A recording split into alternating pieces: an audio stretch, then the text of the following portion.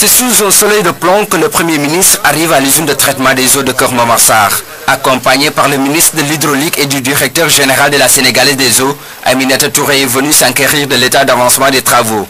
Le visage ferme, les yeux rivés sur la conduite défectueuse, elle constate avec amertume le manque d'eau qui perdure. Devant le calvaire des populations, il fallait que je vienne avec monsieur le ministre en charge de l'hydraulique constater l'effectivité des choses et l'avancée des travaux. Tout ça pour dire qu'il est extrêmement désolant qu'on se retrouve dans une telle situation. Je devrais même dire inadmissible, et je pèse mes mots. Puisque en 1995, lorsque l'État a décidé de passer la distribution de l'eau à des privés, on ne s'attendait pas à ce type de situation. Évidemment, il y a plusieurs explications techniques qui ont été données, mais à l'arrivée, il n'y a pas d'eau à Dakar et ce n'est pas acceptable, c'est inadmissible.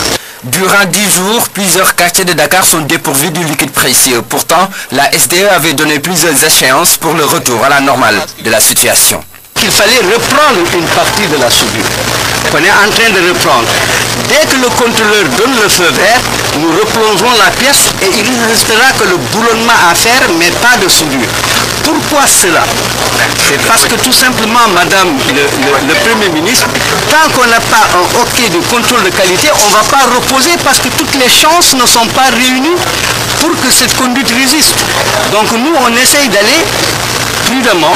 Voici la conduite qui est à l'origine du désagrément des populations de Dakar. Elle a été installée en 2004 pour une durée de 30 ans et voilà seulement après 9 ans de fonctionnement, la conduite a connu au minimum 4 fuites.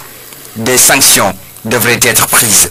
Il faudrait que dans ce pays, chaque fois que les gens prennent des engagements, qu'ils les respectent. Et s'ils ne les respectent pas, eh bien qu'il y ait les sanctions qu'il faut.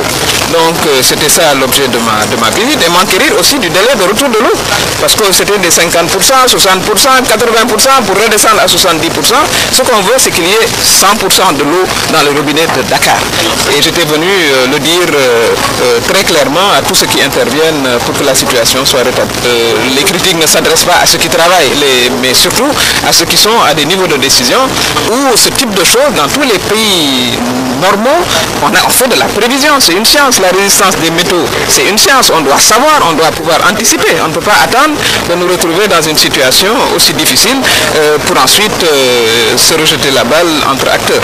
Ici, les techniciens s'activent 24 heures sur 24 pour régler la situation. Cette conduite de diamètre 1,20 m couplée à ce tuyau de 85 mètres est la pièce de rechange magique qui devrait soulager les populations. Mais avant cela, les techniciens devront faire preuve de minutie pour trouver l'étincelle du bonheur.